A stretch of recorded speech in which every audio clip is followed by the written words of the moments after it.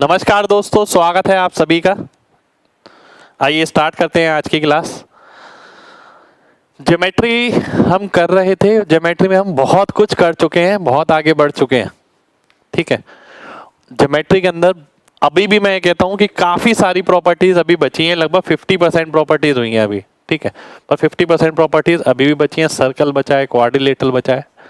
पर धीरे धीरे धीरे धीरे करके जैसे आगे बढ़ेंगे, वेराइटी ऑफ क्वेश्चन करेंगे, पिछली प्रॉपर्टी ऐसा होगा कि जमनी शुरू हो जाएंगी। ठीक है, फिर जब आप घर पे करेंगे ना, आपको समझ आ जाएगा कि भाई राइट एंगल ट्रायंगल में सर ने क्या बताया था। राइट एंगल ट्रायंगल देखिए, कभी भी आपको प्रॉपर्टी रिवाइज करनी हो ना, ऐसे ही करिए। मान लेते हैं आपने इक्विलेटरल ट्रायंगल की बात करी, मैंने बोला ये इक्विलेटरल ट्रायंगल है। अब मेरे को इसके बारे में क्या पता है? मेरे को पता है तीनों भुजाएं बराबर, तीनों साइड बराबर, और ये अगर लेंथ है तो ये 2:1 है, ये 2√3 है, एरिया 3√3n² है। इस तरीके से करिए, बहुत बढ़िया रहेगा। और क्या पता है?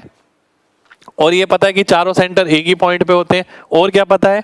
और ये पता है कि जो लाइन डलती है यही परपेंडिकुलर बाइसेक्टर है, यही मीडियन है, यही माध्यिका, यही कोण समद्विभाजक, यही कोण समकोण, ये कोण समद्विभाजक हो गया, और यही आपका लंब द्विभाजक हो गया। ठीक है, यानी इन सेंटर, सरकम सेंटर, वो सारे पॉइंट एक ही हो गए।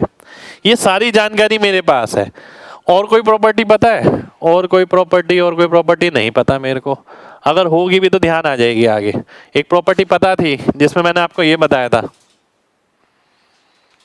ये कि ये 1/3 काटती है। ठीक है, ये जब क्वेश्चन करेंगे तब और रिवाइज हो जाएगा। आइए आगे बढ़ते हैं। सबसे पहले पीडल ट्रायंगल।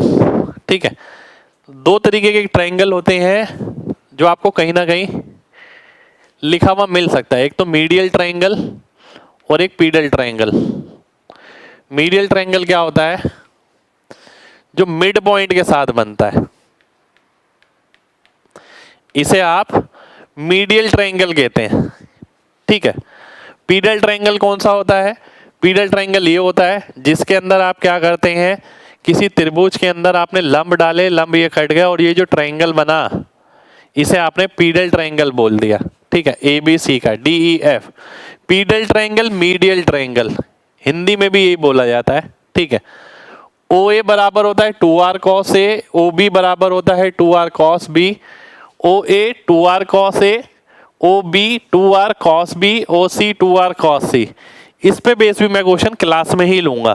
ठीक है, चलिए आगे बढ़ते हैं। आगे बढ़ते हैं। अब आगे ये, अब ध्यान से देखिएगा। AB पैरेलल टू CD, मान लेते हैं दो पैरेलल लाइन है। इसका मतलब क्या है? ध्यान से देखिए, अगर दो पैरेलल लाइन है, इसके बीच में अगर मान लेते हैं मैंने एक ट्रायंगल बनाया ये इस आधार पर। ठीक है, अब मैंने एक और ट्रायंगल बनाया, एक और त्रिभुज बनाया मैंने ये वाला, तो इन दोनों का क्षेत्रफल समान रहेगा क्योंकि ये समान आधार पर है पैरेलल लाइन के बीच में। मान लेते हैं मैं एक और बनाता हूँ, ये भी सेम रहेगा। मान लेते हैं एक और बनाता हूँ, ये भी सेम रहेगा। मान लेते हैं यहाँ पर एक और बना दिया। तो ये जितने भी त्रिभुज आपने बनाए सबका आधार सेम है, और क्योंकि ये दो पैरेलल लाइंस के बीच में है, समांतर रेखाओं के बीच, इसलिए इनकी हाइट सेम रहेगी। हाइट सेम रहने के कारण और बेस सेम रहने के कारण इनका क्षेत्रफल समान रहेगा। ठीक है, प्रॉपर्टीज की PDF, चलिए प्रॉपर्टीज की PDF मैं डलवा दूंगा। ठीक है, प्रॉपर्टीज की PDF डल जाएगी आपकी, आज डल जाएगी। अब आते हैं इस पे थील्स थ्योरम। अगर ध्यान से देखिए, DE है, DE अगर BC के पैरेलल है, बहुत ध्यान से एक बात देखिएगा, मैं DE BC कुछ नहीं बता रहा आपको, मैं कह रहा हूं इसे भूल लीजिए, इसे ध्यान रखिए। ये क्या है? एक त्रिभुज है, ट्रायंगल है, इसमें एक रेखा बनाई मैंने। ठीक है, ये जो रेखा है ये इसके समांतर है।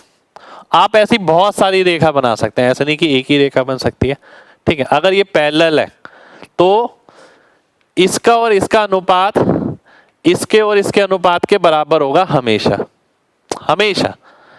यानी अगर ये x है, एक सेकंड रुक जाइए, अगर ये x है, ठीक है, ये y है, ये z है, ये t है, तो x/y बराबर आएगा किसके? z/t के, है ना।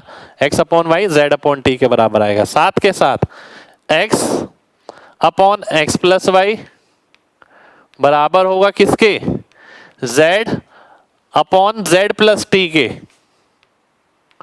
ठीक है, तो इस तरीके से ये प्रॉपर्टी भी लग सकती है, यानी जो इन दोनों का अनुपात है वो इन दोनों का होगा, जो ये अपॉन ये पूरा होगा वो ये अपॉन ये पूरा होगा। ठीक है, मैंने ए डी बी सी ये सब चीजें आपके दिमाग से निकाल दी, मैंने सिर्फ ये बताया कि डायग्राम में कैसे देखना है, कौन सा किसके बराबर होगा।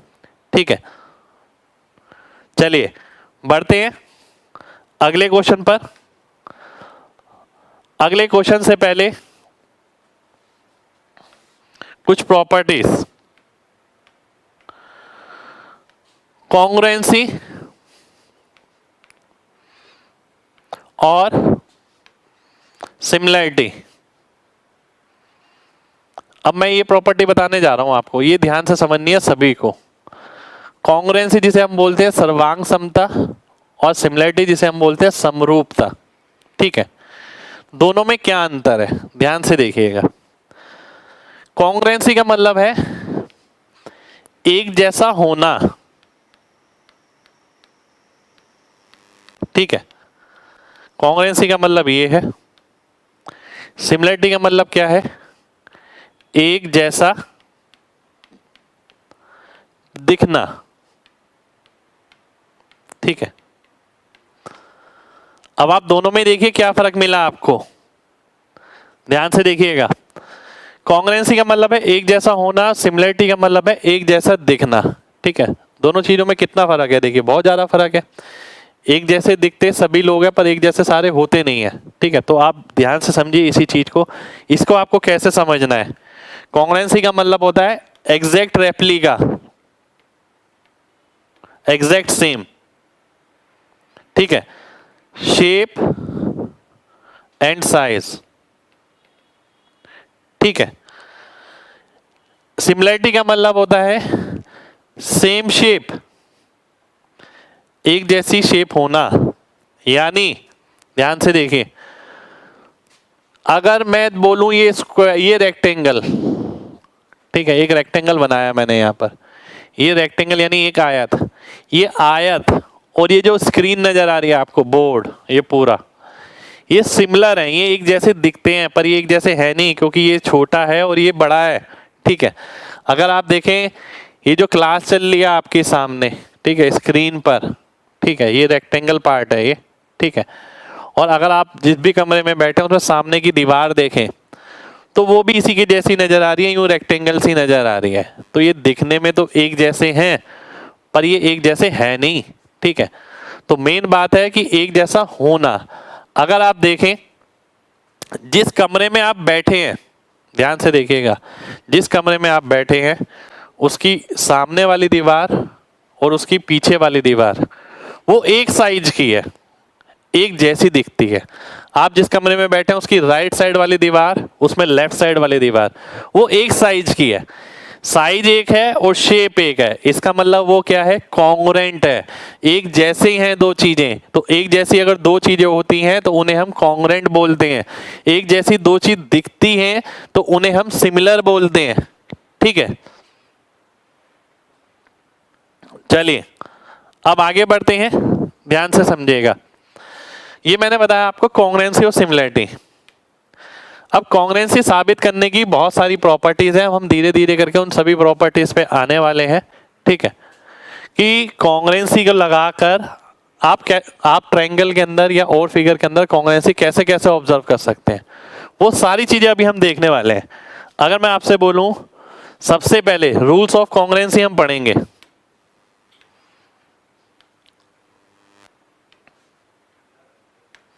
ध्यान से देखिएगा, रूल्स ऑफ कॉन्ग्रुएंसी अगर मैं देखता हूं, ये आपके सामने है। सबसे पहला रूल है ट्रिपल एस। ठीक है, मैं आपसे एक बात बोलना चाहूंगा, अब एक एक करके मैं सारे रूल पढ़ा तो रहा हूं पर ये रूल ना आपको याद नहीं करने। अगर आप सोचे ना मैं याद कर लूं ट्रिपल एस ऐसे ऐसे ऐसे, ये याद नहीं करने हैं आपको। ठीक है, आपको जब क्वेश्चन में इंप्लीमेंट होंगे तब अपने आप समझ आ जाएंगे। अभी मैं केवल बता रहा हूं ये है क्या। जो कॉन्ग्रुएंट है वो सिमिलर भी होगा, बिल्कुल होगा। अगर मैं आपसे बोलूं ध्यान से देखिए, ये त्रिभुज है, ये त्रिभुज है, ठीक है, दोनों त्रिभुज हैं आपके सामने, ठीक है। अगर ये सेम साइज के होंगे तो ये कॉन्ग्रेंट होंगे, ठीक है। अगर ये केवल दिखेंगे एक जैसे तो ये सिमिलर हम हो कर सकते हैं, सिमिलर हो सकते हैं एक जैसी शेप के अगर होंगे, ठीक है।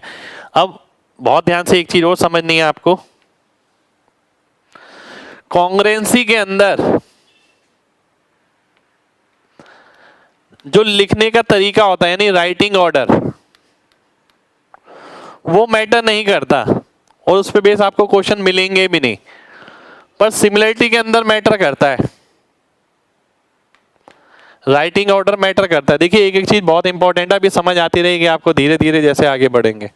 इसके अंदर राइटिंग ऑर्डर बहुत मैटर करता है, यानी जरूरी नहीं है अगर आपने ये लिखा कि ABC सिमिलर है PQR के, तो ABC PRQ के सिमिलर नहीं हो सकता, ठीक है। बात PQ और आ रही है, पर उसका जो ऑर्डर है वो बहुत मैटर करता है, उस पे बेस क्वेश्चन बन जाते हैं सिमिलरिटी में। कॉन्ग्रुएंसी में वो क्वेश्चन नहीं बनते हैं। अब मैं कॉन्ग्रुएंसी पे आऊंगा, कॉन्ग्रुएंसी की प्रॉपर्टी एक्सप्लेन करूंगा आप सभी को।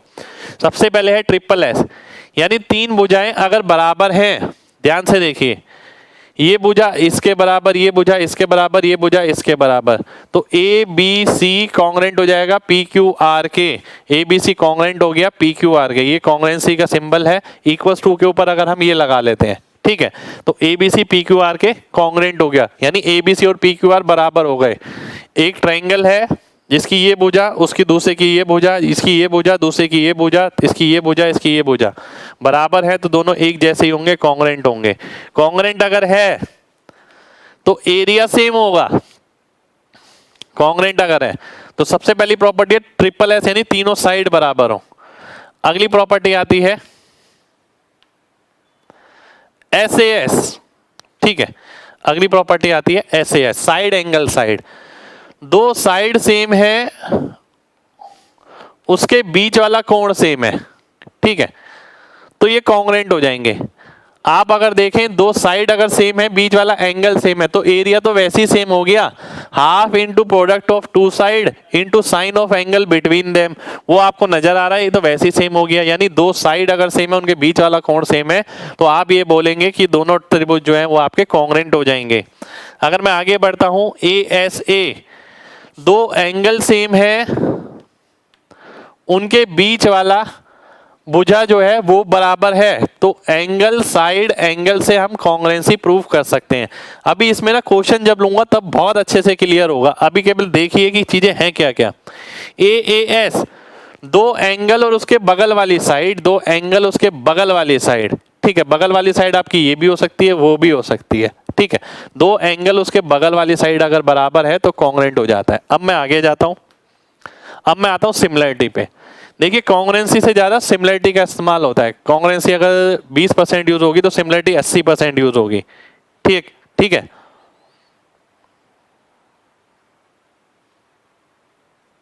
आइए देख लेते हैं एक बार, ध्यान से समझिएगा। सिमिलरिटी के अंदर बहुत सारी चीजें आपको मिलेंगी, और ये मैं ये कहता हूं कि ज्योमेट्री की जान है एक तरीके से। ज्योमेट्री मेंसुरेशन में जो बहुत तगड़े तगड़े क्वेश्चन आते हैं उन सबकी जान है ये, और अगर किसी व्यक्ति ने ये समझी भी है ना तो वो आंख बंद करके भी क्वेश्चन को सॉल्व कर सकता है, बहुत आराम से कर सकता है। सबसे पहले देखिए ये लिखा है सेम शेप साइज में और may not be same, size same हो भी सकता है और नहीं भी हो सकता, ठीक है। Important questions on writing order of the similarity, ये मैंने बताया था, राइटिंग ऑर्डर पे क्वेश्चन बन जाते हैं सिमिलरिटी के अंदर, ठीक है। अब सिमिलरिटी आप कैसे प्रूव कर सकते हैं? कोई अगर त्रिभुज है पहला और कोई त्रिभुज है दूसरा, अगर इसके पहला कोण इसके बराबर है, इसका दूसरा कोण इसके बराबर है, तीसरा कोण इसके बराबर है, तो ये दो ट्रायंगल सिमिलर हो जाएंगे। ट्रायंगल तो सिमिलर होंगे, पर मेन चीज यहां पर क्या है, नाम। नाम अगर देखिए A angle A angle, B angle B angle, C angle C angle, A के कोरोस्पॉन्ड कौन सा एंगल है, F एंगल है, तो A के कोरोस्पॉन्ड F लिखेंगे, ठीक है। B के कोरोस्पॉन्ड कौन सा एंगल है, D एंगल है, तो B के साथ D लिखेंगे और C के साथ E लिखेंगे। ABC को मैं EDF नहीं कर सकता, ना मैं इसे DEF कर सकता, गलत हो जाएगा। ABC अगर सिमिलर है तो A जैसा एंगल कहां पर बन रहा है, F पे, तो F ए बी के जैसा कहाँ है, डी पे, सी के जैसा कहाँ है, ई पे, तो A B C F E D ये आ जाएगा, ठीक है, एफ डी ई, ठीक है। एफ ई डी मैंने गलत बोल दिया, देखिए कितने लोगों को मेरी बात समझ आ गई है, जल्दी से एम जी टाइप करिए।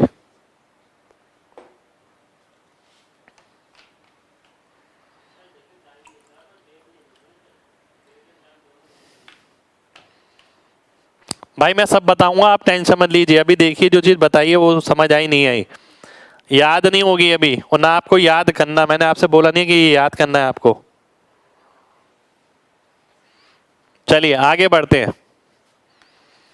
अगला है डबल ए, ध्यान से देखिएगा। अगला क्या है, अगला है आपके सामने डबल ए।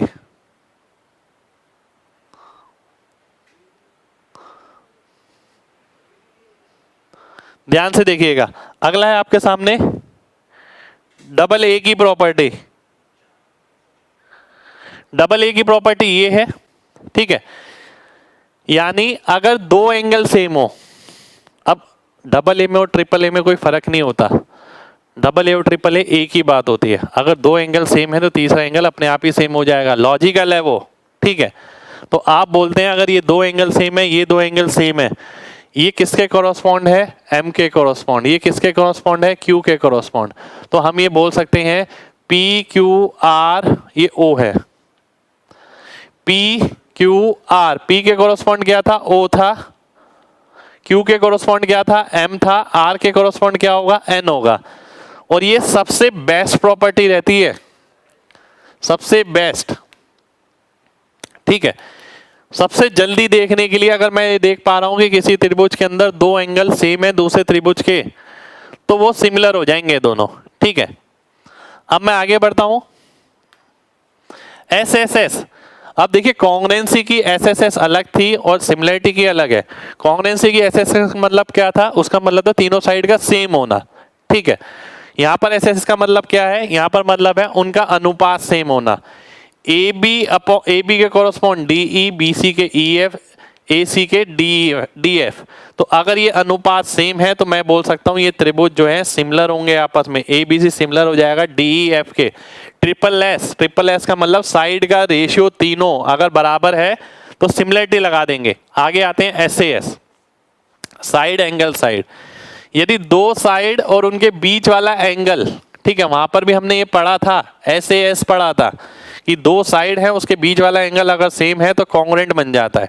यहां पर अगर आप देखें दो साइड है, दो साइड का रेशियो सेम है, अगर A B upon D E, B A C upon D F, और बीच वाला एंगल सेम है तो हम बोल सकते हैं A B C D E F के बराबर होगा, बराबर नहीं सिमिलर होगा, ठीक है। यानी ये सिमिलरिटी हम लगा सकते हैं यहां पर। चलिए आगे बढ़ेंगे, एक और इंपॉर्टेंट चीज। अब देखिए सिमिलरिटी मैंने आपको पढ़ा दिया, लगभग 7 8 9 रूल थे, ठीक है।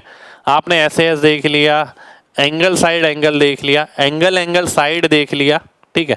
कॉन्ग्रुएंसी के अंदर ट्रिपल एस आपने देख लिया। बात आई सिमिलरिटी की तो डबल ए देख लिया आपने, ट्रिपल ए देख लिया, साइड एंगल साइड देख लिया, ठीक है। तो ये सारी चीज आपने देख ली। अब मैं क्या कहूंगा आपसे, अब मैं कहूंगा कि भाई सिमिलरिटी मैंने पढ़ ली। अगर ऐसा ही पढ़ना होता तो किताब में लिखी हुई है सारी प्रॉपर्टीज, हम उसे लगाते रहते और आंसर आ जाता, पर कुछ डिफरेंस है। प्रैक्टिकली करने का तरीका समझिए। अगर मैं यहाँ पर आपसे बोलता हूँ एक थोड़ी प्रॉपर्टी और लेते हैं, उसके बाद क्वेश्चन पे आऊंगा मैं। Ratio of perimeter of similar triangle.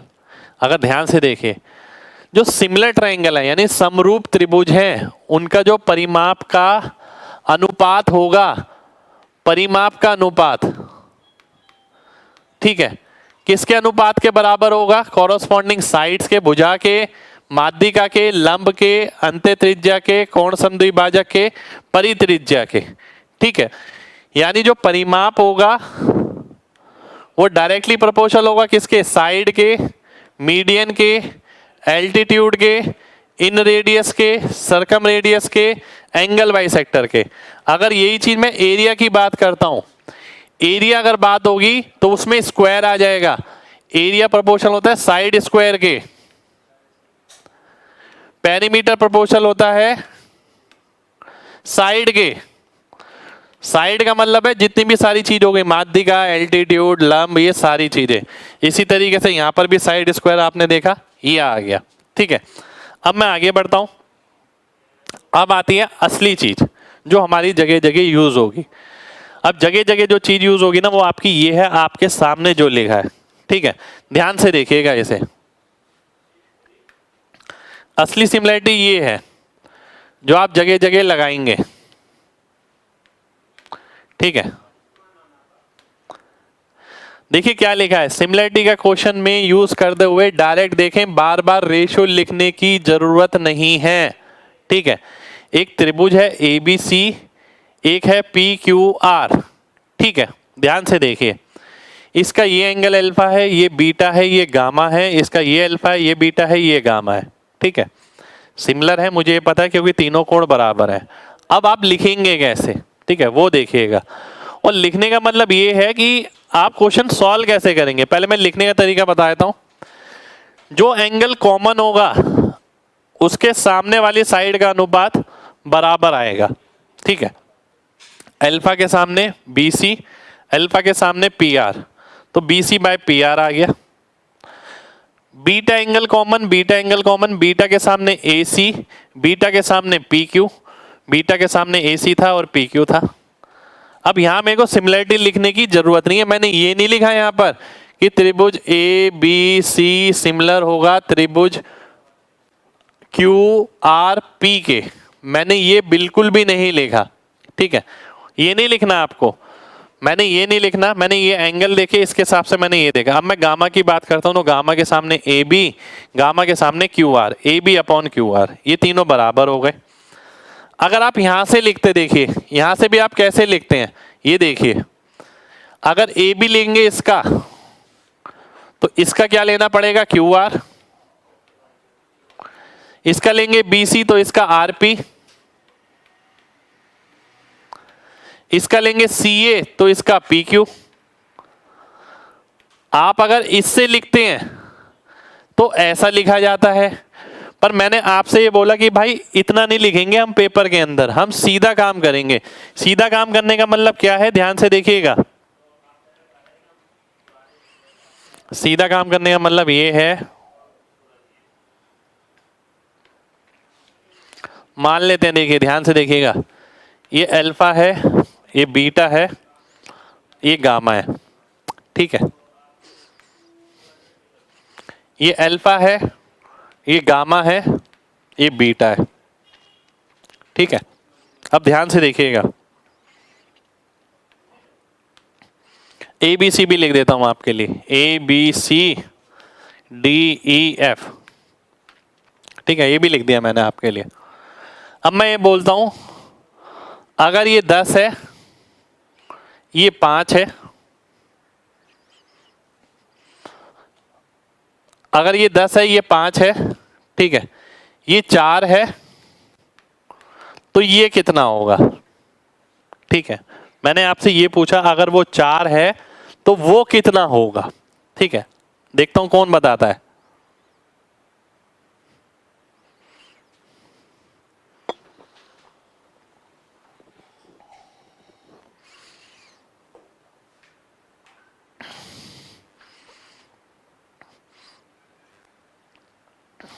अब बहुत ध्यान से देखिए, बहुत विद्वान लोग मिलेंगे आपको।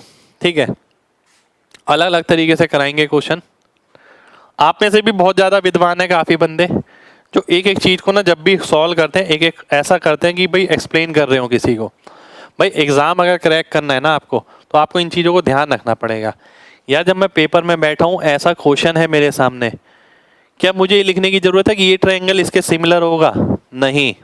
पहली गलती जो बच्चा करता है सिमिलरिटी में, वो कहेगा ABC सिमिलर होगा किसके, अल्फा बीटा गामा EFD के। उसके बाद वो करेगा AB अपॉन EF, ठीक है, बराबर होगा किसके, BC अपॉन FD। ठीक है, फिर वो AB की वैल्यू डालता है 10, EF की वैल्यू डालता है क्वेश्चन मार्क, BC की वैल्यू डालता है 5, FD की वैल्यू डालता है 4, तो क्वेश्चन मार्क की वैल्यू आ गई 8, है ना। ये आंसर आ गया। उसे लगा कि भाई अब मेरे को सिमिलरिटी बहुत अच्छे से आ गई है, पूरी सिमिलरिटी आपके सामने लिख दी। किताबों में भी ऐसे ही लिखा होता, अगर आप किताबें देखें तो यही लिखा होता कि यार ये त्रिभुज इसके सिमिलर हैं, ये अनुपात है, अब एक एक वैल्यू डालो और सॉल्व करो और आंसर निकालो। पर यहीं आपको सोच बदलनी है, थोड़ी सी सोच बदलनी पड़ेगी एग्जाम पॉइंट ऑफ व्यू से। ध्यान से समझिएगा मैं क्या बता रहा हूँ। मैंने आपको ये बता दिया ना सिमिलरिटी कैसे देखते हैं। एंगल सेम है तो सिमिलरिटी सेम है, सिमिलरिटी आ गई, एंगल अगर सेम है तो, है ना। अब मैं क्या देखूंगा, अल्फा के सामने जो भुजा है वो गामा के सामने वाली भुजा के आधी है। अल्फा के सामने जो भुजा है वो गामा के सामने वाली से आधी है। अल्फा के सामने जो भुजा है वो गामा के सामने वाली से आधी होगी, तो किसका आधा होगा? 4, 8 का आधा होगा, 8 मेरा आंसर आ जाएगा। तो ये क्या है? ये मेरा ऑब्जर्वेशन है। सिमिलरिटी आपको डायग्राम में लगानी है, मेरे को किसी को एक्सप्लेन नहीं करना वहां पर पेपर के अंदर, ठीक है। तो यही एक बहुत बड़ा डिफरेंस है, यही एक बहुत बड़ी गलती है जो लगातार हम घर पे करते हैं। सिमिलरिटी लगाते वक्त, और सिमिलरिटी कम से कम 100-150 जगह लगवा दूंगा मैं आपको, कम से कम बता रहा हूं। पर मेन बात यह है कि लगाने का तरीका आपका यही होना चाहिए, ठीक है। कितने लोगों को मेरी बात समझ आ गई है? जल्दी से MG टाइप करिए, जल्दी से।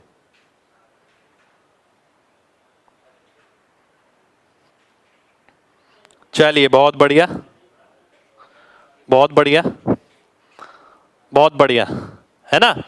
तो ये सिमिलरिटी है मेरे भाई। अब मैं आगे बढ़ता हूं, ध्यान से देखिएगा, यहीं पर ही बहुत सारी चीजें मैं समझाने वाला हूं। आज की क्लास बहुत इंपॉर्टेंट है आप सभी के लिए, ठीक है। ए क्राइटेरिया सबसे बेस्ट रहता है सिमिलरिटी ऑब्जर्व करने के लिए, आपको पता होना चाहिए। डबल एंगल अगर मिल जाता है तो सबसे बेस्ट रहता है। अब मैं आगे बढ़ूंगा, ध्यान से देखिए। अगर ये त्रिभुज है, ठीक है, अगर ये त्रिभुज है, आपके सामने त्रिभुज है, बहुत इंपॉर्टेंट चीज बता रहा हूं। देखिए मैं ना आपको इस तरीके से पढ़ा रहा हूं कि आपको किताबी भाषा ना लगे, ठीक है। और एक कहते हैं ना कि जुगाड़, कि भाई हाँ इस तरीके से बोला गया कि चीजें एकदम टिक गई दिमाग में, तो मैं उस तरीके से बता रहा हूं, ध्यान से समझिएगा। अगर ये रेखा इसके समांतर बनाई गई, ध्यान से समझिएगा, एक एक चीज का रीजन दूंगा मैं आपको। अगर ये रेखा इसके समांतर बनाई गई, अगर ये रेखा इसके समांतर बनाई गई, ध्यान से देखिएगा, तो ये वाला एंगल इसके बराबर होगा, बिल्कुल होगा। ये वाला एंगल इस वाले एंगल के बराबर होगा, बिल्कुल होगा। ये वाला एंगल कॉमन है। अब मैं देखूं ये छोटे वाला ट्रायंगल और मैं देखूं ये बड़े वाला ट्रायंगल, तो मैं क्या देख पा रहा हूं? मैं एक चीज देख पा रहा हूं, दोनों में एंगल तो सेम है, बिल्कुल सेम है। तो मैं एक बात बोल सकता हूं, अगर कोई त्रिभुज है, इस बात से मुझे क्या तात्पर्य होता है? कंक्लूजन क्या है इस बात का? इस बात का कंक्लूजन ये है कि अगर कोई त्रिभुज बना है, इसके अंदर आपने एक पैरेलल लाइन बनाई है, तो ये छोटा और ये बड़ा, ये क्या होंगे? समरूप होंगे हमेशा। समरूप यानी सिमिलर, हमेशा, ऑलवेज, ठीक है। कब? जब ये रेखा, जब ये रेखा इसके समांतर होगी, जब ये दोनों पैरेलल लाइंस हैं। तो ये अपने दिमाग में ना टिका के रख लेना बिल्कुल, कि भाई अगर एक त्रिभुज है, क्योंकि आगे ना मैं पेन फ्री कराऊंगा, दिमाग में डायग्राम बनना चाहिए। अगर ये त्रिभुज है, ये रेखा बनाई गई, तो ये दोनों त्रिभुज हमेशा समरूप बनेंगे, पैरेलल बनेंगे, ऑलवेज, ठीक है। अब मैं आगे बढ़ता हूं, ध्यान से समझिएगा, पूरा पोस्टमार्टम है आपके सामने, ठीक है। अब मैंने एक लाइन खींची, मैंने एक लाइन बिल्कुल खींची। ये दोनों क्या होंगे? सिमिलर होंगे, बिल्कुल होंगे जी। अब मैं एक लाइन नहीं खींचता जी, मैं तो 2 लाइन खींच रहा हूं। अब क्या होगा? अब भाई ये छोटे वाला, ये बड़े वाला, ये उससे बड़े वाला, ये सारे सिमिलर होंगे। अगर मैंने एक लाइन और खींच दी, फिर मैंने एक लाइन और खींच दी, फिर एक और लाइन खींच दी, तो ये जितने भी त्रिभुज बनेंगे ऑल सिमिलर ट्रायंगल्स, यानी सभी जो है सिमिलर ट्रायंगल बनेंगे। ठीक है, सारे के सारे। तो ये दिमाग में ना एक बार छाप के रख लो, जिंदगी में कभी दिमाग से निकलना नहीं चाहिए फिर, कि भाई जितनी भी पैरेलल लाइंस आप बना दें सारे सिमिलर ट्रायंगल बनेंगे। अब मैं आगे आता हूं, ध्यान से समझिएगा। मैंने बोला कि अगर भाई एक त्रिभुज है, देखिए ABCD का इस्तेमाल नहीं कर रहा मैं, केवल इसीलिए कि आपको चीजें अच्छे से समझ आए। अगर ये रेखा इसके समांतर है, ठीक है, ये रेखा इसके समांतर है, हमें तो एक बात पता है, जो अनुपात इसका होगा वही अनुपात इसका होगा। वो सिमिलरिटी से भी आता है, सिमिलरिटी से ही आता है।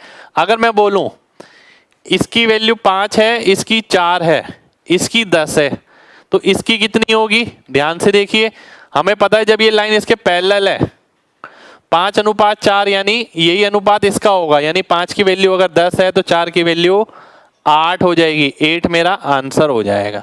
ठीक है, 8 मेरा क्या हो गया? आंसर आ गया। ठीक है, तो यानी ध्यान रखिए जो अनुपात इसका है वही अनुपात इसका होगा। ठीक है, अब मैं आगे बढ़ता हूं, ध्यान से देखिएगा। मान लेते हैं एक ट्रायंगल है, ये लाइन है, ठीक है, ध्यान से देखिए। अगर वो बोलता है कि भाई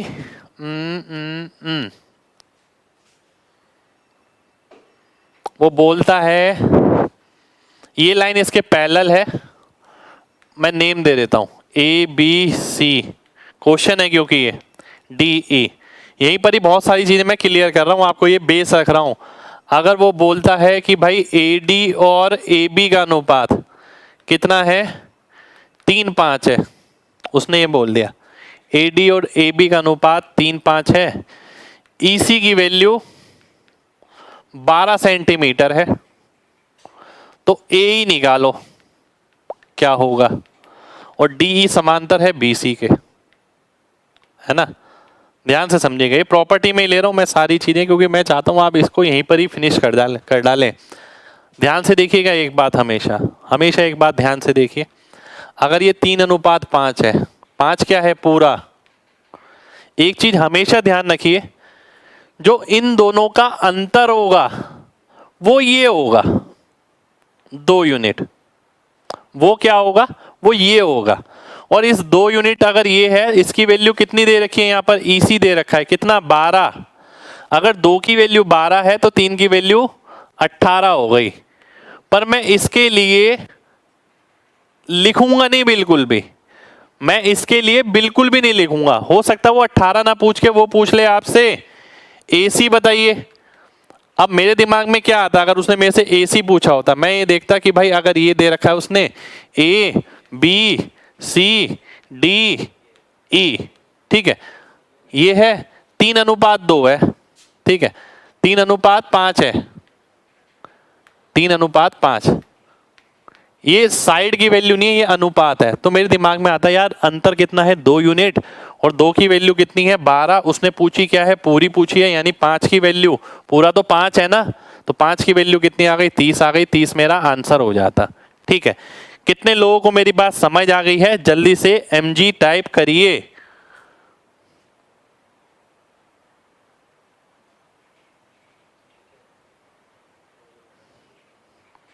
चलिए, बहुत बढ़िया, बहुत बढ़िया, बहुत बढ़िया।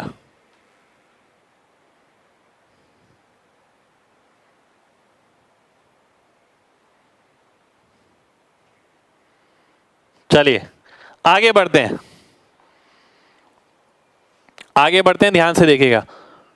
मैं केवल प्रैक्टिकली पढ़ा रहा हूं अभी आपको कि इंप्लीमेंटेशन कैसे होगा चीजों का। अब मैं और आगे बढ़ता हूं। मान लेते हैं एक त्रिभुज है, ये एक लाइन हो गई समांतर इसके अंदर, ये एक लाइन इसके अंदर समांतर हो गई। देखिए मैं ऐसा इसलिए कर रहा हूं, मैं क्वेश्चन पे क्यों नहीं जा रहा डायरेक्ट, मैं इसलिए नहीं जा रहा, मैं चाहता हूं पहले आप चीजों को समझे, चीजें हैं क्या। ठीक है, ये लाइन इसके पैरेलल है। अभी सब में वही बात हो रही है जिसमें पैरेलल लाइन है, क्योंकि जहां पैरेलल लाइन होगी वहीं आपका समरूप त्रिभुज बनेगा। ठीक है, अब मैं आपसे क्या बोलता हूं, एरिया की बात ध्यान से देखिएगा। जैसे पीछे दे रखा था 3 ये 5 ये, ठीक है, एरिया का अनुपात कितना हो जाएगा, 3 का स्क्वायर 9 हो गया और 5 का स्क्वायर माइनस 3 का स्क्वायर वो यहां आ जाएगा, यानी 16 आ गया। ठीक है, अगर ये 3 है ये 5 है, पूरे का एरिया का स्क्वायर एरिया निकालेंगे तो 5 का स्क्वायर आएगा 25, इसका एरिया निकालेंगे 3 का स्क्वायर आएगा यानी 9, 25 में से 9 जाएगा तो 16 आ जाएगा। हम बेटर है कि सीधा ही ध्यान रखें। अगर मान लेते हैं कि ये होता कि भाई ये 3 है ये 7 है, ये 3 का स्क्वायर कितना हो गया 9 हो गया, और ये क्या हो गया 10 का स्क्वायर माइनस 3 का स्क्वायर तो 91 हो गया। तो 91:9 मेरा एरिया का अनुपात हो जाता है, ये मेरा एरिया का अनुपात आ गया। ठीक है, आगे बढ़ते हैं। अब मैं आता हूं क्वेश्चंस पे कुछ। ठीक है, ये ध्यान में रखिएगा सारी चीजें। शुक्रिया भाई। भाई सब कुछ बता दूंगा, बिल्कुल टेंशन मत लीजिए आप, बस भरोसा रखिए मैं आपको सब कुछ बता दूंगा। ठीक है, और मैं कोशिश ये कर रहा हूं कि ज्योमेट्री ना उस ट्रेडिशनल तरीके से ना पढ़ाई जाए जो ट्रेडिशनल तरीका चलता है। ठीक है, आप देखिए मैं आपको डायरेक्ट ABCD की दुनिया से अलग ले जा रहा हूँ। सामने अगर देखें तो ना A लिखा ना B लिखा, बस लॉजिक बताया जा रहा है कि भाई ये इसका स्क्वायर माइनस ये होता है, ये होता है, और वो चीज़ आपके दिमाग में रिटेन रहेगी। आगे देखिएगा कितना मज़ा आएगा। अगर मैं क्वेश्चन ले लेता हूं, क्वेश्चन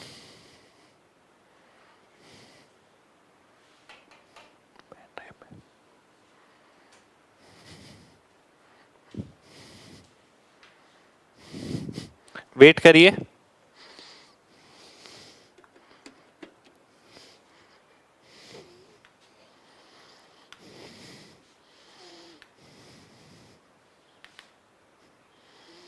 ज्योमेट्री सेकंड फाइल कर रहे थे शायद हम, एक सेकंड हो जाइए।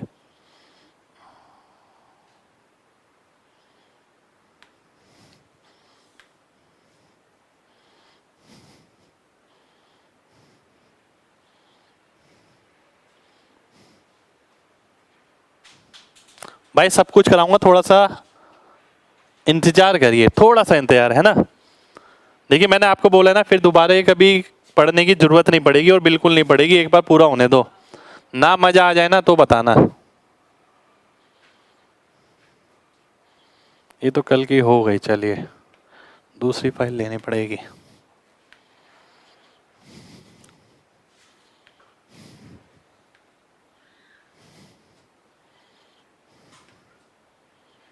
अच्छा ये कर रहे थे हम, हाँ बिल्कुल। ये हमने कहाँ तक करी, second, third, fourth, 10th, 11th। एक सेकंड हो जाओ, ये भी नहीं करी हमने, 9th, 8th, 7th। यहां से करनी है हमें। ठीक है, यहां से करना है। वेट करिए मैं सब बताऊंगा। देखिए सिमिलरिटी का आज सिर्फ ट्रेलर भी नहीं आया आपके सामने, मैं सही बताऊं सिमिलरिटी का। अभी सिमिलरिटी मैंने बस बताया आपको कि भाई ये ऐसी चीजें एग्जिस्ट करती हैं। ठीक है, सिमिलरिटी टाइप की चीजें हैं, इसमें ये लगता है। मैंने बस अभी ये बताया कि मेरा स्टाइल क्या रहेगा आगे पढ़ाने का। ठीक है, मैं सिमिलरिटी वैसे नहीं कराता बार बार कि ABC सिमिलर टू ये, ABCD सिमिलर टू ये, ऐसा मैं बिल्कुल भी नहीं कराता। ठीक है, सीधा यहाँ पर देखना है। आइए इस क्वेश्चन पे आते हैं। क्वेश्चन सबसे पहले मैं देख ही लेता हूँ क्या है। In triangle ABC angle C internal bisector meet AB at D such that AE equals to ED। ABC अगर 50 है तो आपको निकालना क्या है, CAE निकालना है। CAE एंगल निकालना है आपको, क्या होगा। ठीक है, आइए देख लेते हैं।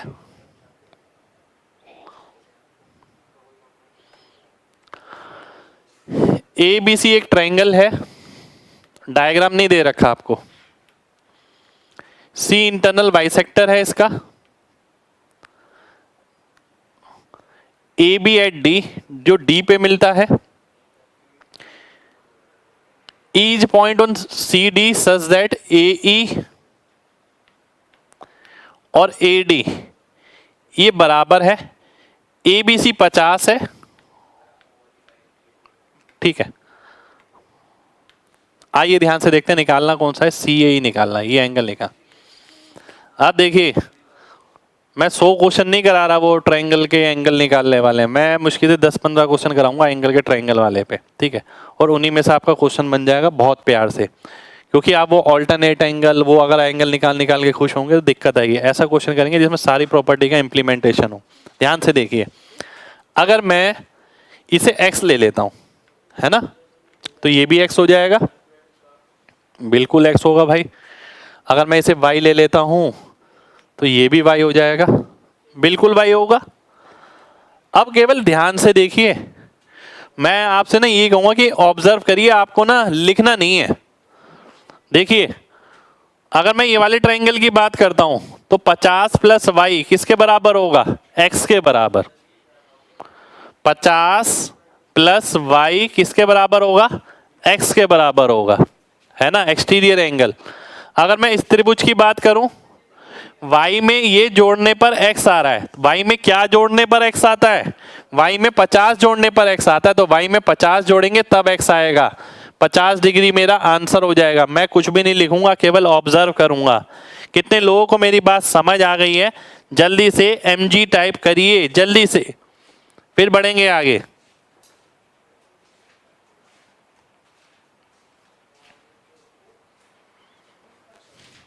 चलिए बहुत बढ़िया। देखिए मैंने आपसे बोला कि लिखना नहीं है कुछ भी, आप इस डायग्राम को ना ध्यान से देखिए, आराम से देखिए। कई बार पता क्या हो रहा है, हम घर पे क्या गलती कर रहे हैं, हम चीजें ऑब्जर्व नहीं कर रहे जो एग्जाम डिमांड कर रहा है। हमें आंसर निकालने से मतलब है कि ये क्वेश्चन हमें आता है, ठीक है, चलो भाई 50 degree plus Y equals to X, फिर अगला लिखा a plus Y equals to X, फिर ऐड किया या सब्ट्रैक्ट किया। भाई क्यों करें हम क्यों लिखें? चीजें डायरेक्ट हो सकती हैं। देखे तो सही, y के अंदर 50 जोड़ने पर x आ रहा है। अगर मैं इस त्रिभुज की बात करूं तो y में क्वेश्चन मार्क जोड़ने पर x आएगा, तो क्वेश्चन मार्क की जगह क्या आ जाएगा, 50 आ जाएगा, क्योंकि y में 50 जोड़ने पर ही तो x आता है। 50 डिग्री मेरा आंसर हो जाएगा, ठीक है। चलिए देखिए, दोनों साइड बराबर है, ये दोनों एंगल बराबर हो गए। पहली प्रॉपर्टी ये लगी यहां पर, ठीक है, sum of internal angle exterior angle के बराबर है। दूसरी प्रॉपर्टी ये लगी आपकी यहां पे, ठीक है। फिर तीसरा हमने इक्वेशन इक्वेट किया, तो तीन चीजें हमने यहां पर लगाई हैं। नेक्स्ट क्वेश्चन है आपके सामने ये,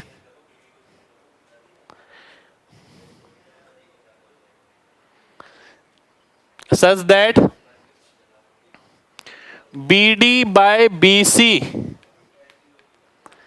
1/3 है, तो आपको AD का मान बताना है, ठीक है। एक इक्विलेटरल ट्रायंगल है, BD जो है BC/3 है, तो आपको AD का मान बताना है। इस पे बेस मैंने आपको डायरेक्ट प्रॉपर्टी बताई थी, अगर ध्यान हो, ये मेंस का क्वेश्चन है।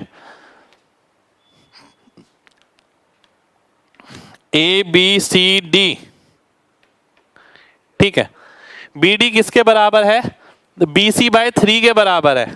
अगर आप ध्यान से देखें, BD किसके बराबर है, BC/3 के।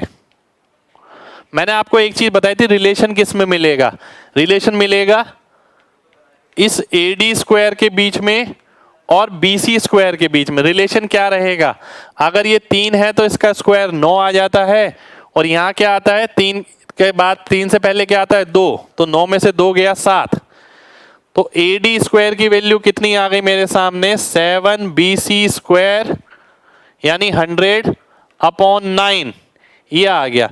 तो ये कितना आ गया, AD इक्वल्स टू 10/3√7, ये मेरा आंसर हो गया, ठीक है। और अगर प्रॉपर्टी नहीं पता है तो क्वेश्चन पड़ेगा बहुत बड़ा, परपेंडिकुलर ड्रॉप करना पड़ेगा, फिर वैल्यू निकालनी पड़ेगी, फिर आंसर आएगा। और मैंने आपको ये भी बताया था, ये जरूरी नहीं है BC/3 पर हो, BC/4 पर, BC/5 पर। आपको याद कैसे रखना है, याद ये रखना है वैल्यू किसकी मिलेगी, ये जो लाइन डाली गई है इसका स्क्वायर इधर आएगा, जो ये वाली लाइन है जिस पे डली है उसका स्क्वायर यहां आएगा, बस ये ध्यान रखना है। जो लाइन डली है उसका स्क्वायर यहां पर, जिस पे डली है उसका स्क्वायर यहां पर, ठीक है। यहां क्या आएगा, अगर ये 3 है तो 9, और 3 से पहले क्या आता है 2, 2 कम कर दिया। अगर यहाँ 4 होता तो यहाँ 16, और 4 होता तो 4 से पहले क्या आता है 3, 16 में से 3 घटाता 13, फिर मैं सॉल्व कर लेता, आंसर आ जाता। ठीक है, कितने लोगों को मेरी बात समझ आ गई है? जल्दी से mg टाइप करिए भाई। BC की वैल्यू डालिए 10 सेंटीमीटर।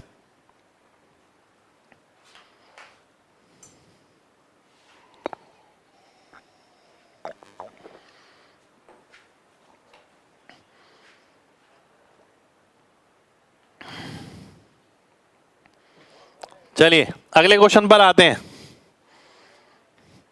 अगला क्वेश्चन है आपके सामने ये। एक सेकंड हो जाइए, इससे पहले मैं एक क्वेश्चन और दूंगा भाई, इसमें मिस हुआ हुआ शायद। A B C D E F, ठीक है। AD is to DB,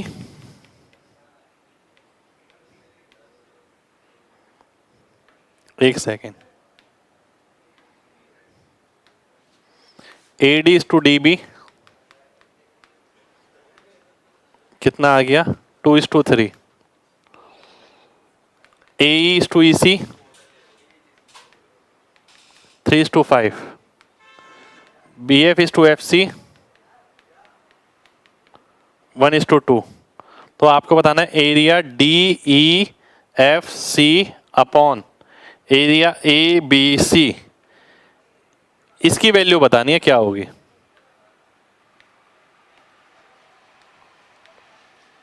ठीक है, इसकी वैल्यू बतानी है आपको।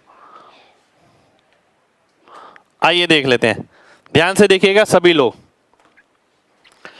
याद रखना होगा बिल्कुल भाई, और याद मैं करवा दूंगा, टेंशन मत लीजिए। ठीक है, याद की टेंशन मत लीजिए, करते करते सब हो जाएगा। ये क्वेश्चन आपको दे रखा है, ठीक है। ADDB अगर ये 2 है तो ये 3 है।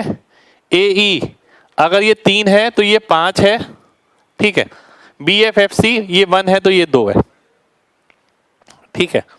बहुत ध्यान से समझिए एक चीज, यहां पर ना एक चीज जरूर समझाऊंगा, वो क्या है, वो है आपकी ये देखिए, एक ट्रायंगल के अंदर या तो लाइन पैरेलल हो सकती है या नॉन पैरेलल हो सकती है, ठीक है। या तो समांतर होगी या समांतर नहीं होगी, दो ही चीज बन सकती है भाई, इसके अलावा कुछ नहीं बन सकता, ठीक है। या लाइन पैरेलल है या पैरेलल नहीं है। अगर लाइन पैरेलल है तो मैक्सिमम चांस है ये क्वेश्चन जो है आपका सिमिलरिटी पे होगा, ठीक है, पहले से दिमाग में रख के चलिए। और अगर नॉन पैरेलल है तो ये होगा आपका एरिया के फॉर्मूले पे। एरिया का फॉर्मूले, 2 फॉर्मूले संभव है, वो ध्यान रखना है। एक हाफ AB साइन C ये वाला, और एक हाफ बेस हाइट, ठीक है। हाफ AB साइन C का मतलब half into product of 2 side into sine of angle between them, यानी उनके बीच के कोण जो है उसका sign angle, half base into height पे होगा। ये 2 चीज पिक्चराइजेशन पहले से दिमाग में रखिए, ठीक है। कि अगर कोई त्रिभुज है यार, उसके अंदर लाइन या तो पैरेलल होगी या नहीं होगी, 2 ही चीज है, उसके अलावा क्या है, तीसरी कोई चीज नहीं है। तो ध्यान रखिए, अगर पैरेलल है तो सिमिलरिटी पे होगा, पैरेलल नहीं है तो ये 2 चीजें सर ने बताई हैं, इसमें होने के चांसेस सबसे ज्यादा है, ठीक है। अब मैं आगे बढ़ता हूं, मैं क्वेश्चन पे आता हूं। क्वेश्चन है मेरे सामने, ये ध्यान से देखिएगा, ध्यान से देखिएगा। BF और FC 1 2, एक सेकंड में क्वेश्चन चेक कर लेता हूं। बिल्कुल भाई यही है क्वेश्चन, यही है। अब ध्यान से देखिएगा, अगर मैं आता हूं इस पे, मैं देखता हूं ये वाला एंगल कांस्टेंट है, हाफ कांस्टेंट, तो इस त्रिभुज का इस त्रिभुज के साथ रिश्ता निकल सकता है। अब यहां पर भी ना एक चीज और कहूंगा, ध्यान दीजिएगा। जैसे ये था, ठीक है, जैसे ये है, अगर इस टाइप का क्वेश्चन है ठीक है। Area half A B sine C, sine angle constant होगा, एरिया का रेशो आप निकाल सकते हैं। ठीक है, ध्यान से एक बात समझनी है। या फिर ये भी हो सकता है कि ये लाइन बनी हुई हो यहां पर इस तरीके से हो। अगर इस तरीके से है, ध्यान दीजिएगा, बहुत इंपॉर्टेंट चीज बता रहा हूं, बहुत इंपॉर्टेंट चीज, जो अनुपात इसकी आधार का होगा, ठीक है, जो अनुपात इसके आधार का होगा,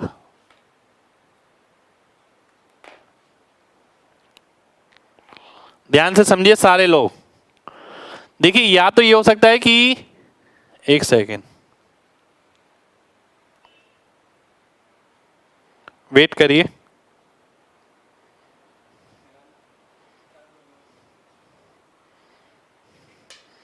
या तो ये हो सकता है,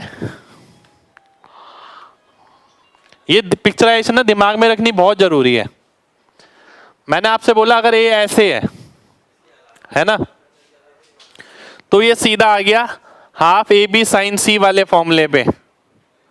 हाफ कांस्टेंट है, साइन एंगल कांस्टेंट है, क्योंकि ये वाला एंगल कांस्टेंट है इस ट्रायंगल में और इस ट्रायंगल में। तो जो ए बी का अनुपात होगा वो क्षेत्रफल का अनुपात हो जाएगा। कई जगह आपको ये पिक्चराइजेशन भी मिल सकती है, इसलिए मैं चाहता हूं आप उसे पहले से ध्यान रखें। जैसे ये पैरेलल नहीं है, अगर आप ये ट्रायंगल देखें, इस ट्रायंगल को यहां से देखने का नजरिया रखिए। ये नजरिया इंट्रोड्यूस कर रहा हूं मैं आपके अंदर, ये बहुत जरूरी है। अगर आप यहां से देखते हैं तो मुझे क्या नजर आ रहा है, मुझे तो ये ट्रायंगल नजर आ रहा है, ये वाला, ठीक है। और ये ट्रायंगल अगर है तो जो इसकी भुजा का आधार का अनुपात होगा बेस का, अगर मान लेते हैं ये x है ये y है, तो एरिया का अनुपात भी क्या हो जाएगा, x अनुपात y हो जाएगा। ठीक है, एरिया डायरेक्टली प्रोपोर्शनल हो जाएगा बेस के। ठीक है, ये जो चीज डायरेक्ट नहीं दिख पा रही है ना, ये डायग्राम को अगर मैं सीधा करूंगा तो ये ऐसे दिखेगा, ये यूं। तो मैंने ऐसे में बताया था आपको, एरिया किस पे निर्भर करता है, आधार के अनुपात पे। जो आधार का अनुपात होगा वो इसका होगा।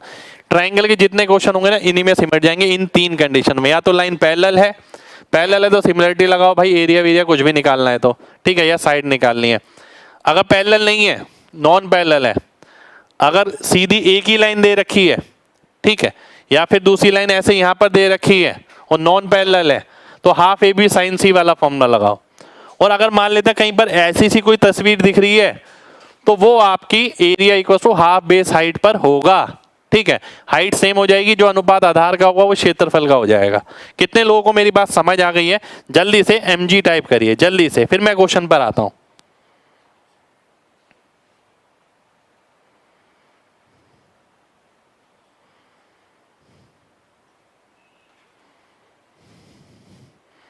चलिए, बहुत बढ़िया, बहुत बढ़िया, बहुत बढ़िया, वेरी गुड। अब मैं क्वेश्चन पे आता हूं, ध्यान से देखिए। अब आते हैं क्वेश्चन पे, है ना, अब बात समझ आ जाएगी। अब मैं ये डायग्राम देखता हूं, आपको मेरी बातें ध्यान आएंगी। यार सर ने तो बोला था लाइन पैरेलल होगी, चलो पैरेलल वाली नहीं है, नॉन पैरेलल होगी, नॉन पैरेलल वाली है। सर ने बोला था अगर नॉन पैरेलल होगी तो ऐसा कुछ बनेगा, तो आधार पे निर्भर करेगा, ऐसा कुछ नहीं बनना। यानी ये तीसरा केस बन गया। वो कौन सा केस? जहां पर हाफ ए बी साइन सी वाला फॉर्मूला लगता है। अब मैं अगर बात करूं ए डी ई और ए बी सी की, ए डी ई कितना हो गया, 3 दूनी 6, ए बी सी कितना हो गया, 8 पंजे 40। अब मैं 40 अगर ए बी सी मान लेता हूं दिमाग में ही, मैंने देखा 5 8 40, तो ए डी ई कितना आ रहा है, 3 दूनी 6, ये आ गया मेरे पास, मैंने 6 लिख दिया यहां पर। अब मैं आगे बढ़ता हूं, मैंने देखा 5 3 15, ठीक है, 5 3 15, और 15 में से ये कितना है, 15 में से 3 है, 15 में से 3 है यानी 20%, यानी पूरे ट्रायंगल के क्षेत्रफल का 20% ये है। 3 और 2 5, 5 3 15, 15 में से 3 ये है, 15 में से 3 का मतलब है 20%। प्रैक्टिकल इंप्लीमेंटेशन करिए परसेंटेज का, तो यानी एरिया मैंने कितना माना था, 40, 40 का 20% कितना आ गया, 8 आ गया। ठीक है, ये आ गया। बचा कितना, 8 ये है, 6 ये है, 14, ये कितना बचा, 26। तो मेरे को जो एरिया निकालना है वो है 26/40, यानी आंसर कितना आ गया, 13/20 आ गया।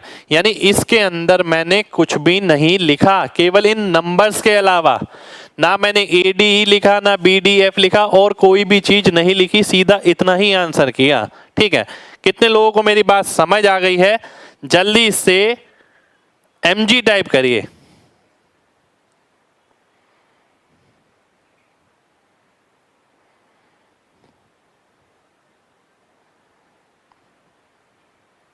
बहुत बढ़िया भाई। इक्विलेटर ट्रायंगल नहीं है जो आप बोल रहे थे BC 2√3 ले सकते हैं, ठीक है।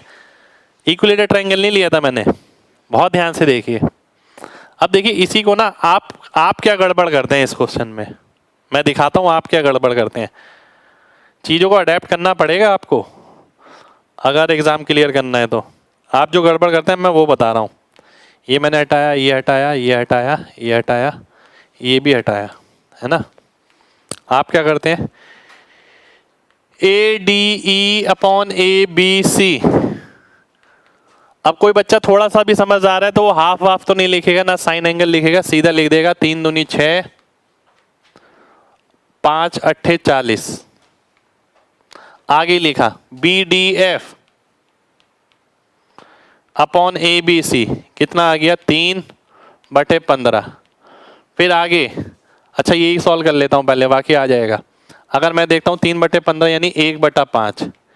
1/5 को आप कैसे लिख सकते हैं, 1/5 को लिख सकते हैं 8/40। ऐसा क्यों लिखा, क्योंकि मैंने ABC की वैल्यू 40 मानी थी, तो 40 बना लिया मैंने से। तो अगर टोटल एरिया 40 हुआ तो इसमें से ऊपर वाला कितना आया, 6 आया, ये कितना आया, 8 आया, बचा कितना, 26। अब इसका रेशियो इसके साथ निकाल लिया, आंसर कर दिया। अब आप सॉल्यूशन में फर्क देखिए, एक लिखा हुआ ये, और ये भी जब लिखा हुआ जब बंदे ने थोड़ी बहुत बुद्धिमानी दिखाई, हाफ नहीं लिखा और साइन एंगल नहीं लिखा। आप वो भी लिखते हैं लेकिन, तो थोड़ी बहुत बुद्धिमानी दिखा के थोड़ा कम हो गया, पर थोड़ी सी और बुद्धिमानी दिखाएं तो मामला और भी हल्का हो सकता है। तो ये सॉल्यूशन है एक, और एक ये सॉल्यूशन है। देखिए आपको अपने आप ही अंतर पता लग जाएगा, ये और ये, ठीक है। उम्मीद करता हूं अब सभी को समझ आ गया होगा। चलिए बहुत बढ़िया, बहुत बढ़िया। ऊपर ट्रायंगल नहीं है भाई, ये DEFC है, ये वाला पार्ट है, ये DEFC। चलिए बहुत बढ़िया, बहुत बढ़िया। आगे बढ़ते हैं नेक्स्ट क्वेश्चन पे। ABC 15 कैसे, भाई देखिए ना, अगर आप BDF लेते हैं, ये वाला ट्रायंगल, अब इस ट्रायंगल को इस तरीके से देखिए ना, एक ये है, एक 3, एक ये है, ये कितना है, 2 1 3 हो गया, 3 पंजे 15 हो गया, 3 और 2 5, ऐसे 15 आ गया। EFC नहीं निकालना भाई, DEFC area, DEFC area ABC। Next question है आपके सामने ये, P is any point on circle।